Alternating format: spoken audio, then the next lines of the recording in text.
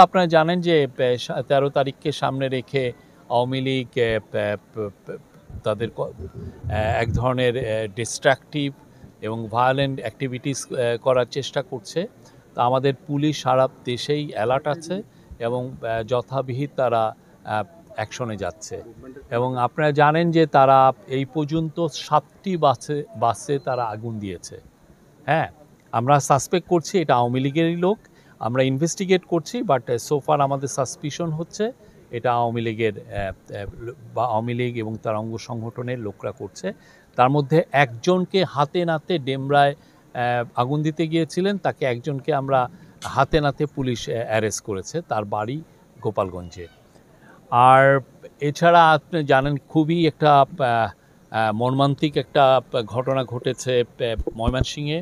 একজন আমরা নিউজে দেখছি, আমি পুলিশের সাথে কথা বলি না, আমি জাস্ট এখন টিভির একটা নিউজে দেখলাম যে একজন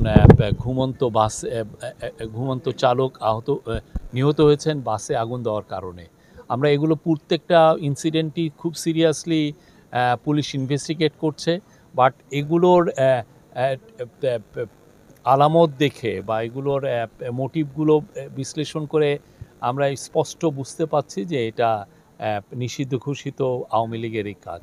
আওয়ামী লীগের আপনি জানেন যে এরা তাদের অ্যাক্টিভিটিস ব্যান করা হয়েছিল আন্ডার দ্য কান্ট্রিজ টেরোরিজম হয়, এবং তারা এই কাজগুলোর মাধ্যমে প্রমাণ করছেন এই যে কেন তাদেরকে সবাই ফ্যাসিস্ট বলে এবং কেন তাদেরকে আসলে এই ব্যান করা হয়েছিল, তাদের অ্যাক্টিভিটিস কেন ব্যান করা হয়েছিল, এরা খুব ভালোভাবে প্রমাণ করছেন। বাংলাদেশের মানুষ আওয়ামী লীগের থেকে বিরুদ্ধে দাঁড়িয়েছিল জুলাই আগস্টে, এবং নতুন বাংলাদেশ তারা তৈরি করছে।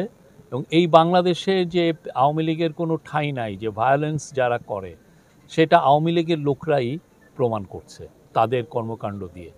আর গত 24 ঘন্টায় মোট ঢাকা মেট্রোপলিটন পুলিশ আমাদেরকে জানিয়েছে যে 40 জনের মতো অ্যারেস্ট হয়েছেন। আমরা যাদেরকে কোনো ক্রিমিনাল অ্যাক্টিভিটিসে পুলিশ যাদেরকে দেখছে তাদেরকে অ্যারেস্ট করছে। দুইটা ঘটনা আছে, একটা ঘটনায় পুলিশকে লক্ষ্য করে ককটেল মেরেছে, আর একটা ঘটনায়ও পুলিশকে একটা ককটেল মেরেছে। আমাদের পুলিশের ধারণা এটা আসলে পুলিশকে লক্ষ্য করেই মেরেছিল। তো এগুলো প্রত্যেকটা ঘটনায় চুলচেরা বিশ্লেষণ করা হচ্ছে এবং যারা যারা এগুলোর সাথে জড়িত সবাইকেই পুলিশ অ্যারেস্ট করবে এবং তাদের বিরুদ্ধে বাংলাদেশের আইনে যে ব্যবস্থা আছে সে ব্যবস্থা নেওয়া হবে। ইলেকশন তার সময় মতো ফেব্রুয়ারির প্রথমার্ধে হবে। এখানে কোনো শক্তি নাই, কোনো আওয়ামী লীগের এই একটা দুইটা ককটেল নাই বা কোনো দেশি বিদেশি কোনো শক্তি নাই এই ইলেকশনকে তারা বানচাল করতে পারে, কোনোভাবেই সম্ভব না। বাংলাদেশের মানুষ খুবই সুন্দর একটা ইলেকশন দেখবে, যেটা ফ্রি হবে, ফেয়ার হবে, ক্রেডিবল হবে, ইনক্লুসিভ হবে। সমস্ত জনগণ যেখানে জয়েন করে যে ইলেকশনে, সেটা ইনক্লুসিভ হবে এবং খুবই উৎসব মুখর হবে। বাংলাদেশে জানেন, আপনি যদি বিদেশে ইলেকশন যান আপনি টেরই পাবেন না যে বিদেশে একটা ইলেকশন হচ্ছে। আর বাংলাদেশে যখন খুব ভালো ইলেকশন হয়েছে, আমরা কেয়ারটেকার গভর্নমেন্টের কয়েকটা ইলেকশন দেখেছি, ভালো ইলেকশন, সবাই তাদের ছেলে মেয়ে বাবা মা সবাই একসাথে ইলেকশনে যায় ভোট দিতে, এবং খুব উৎসব মুখর একটা পরিবেশ হয়। পুরো একটা গ্রামের সমস্ত লোক একটা ভোটিং বুথের বাইরে বা ভোটিং সেন্টারের বাইরে আড্ডা দেয়, কথাবার্তা বলে, এই ইলেকশনের জন্য মানে কে জিতবে ওরা এক ধরনের আলাপ আলোচনা করে। খুবই উৎসব মুখর ইলেকশন হবে, আমরা আবারও বলছি।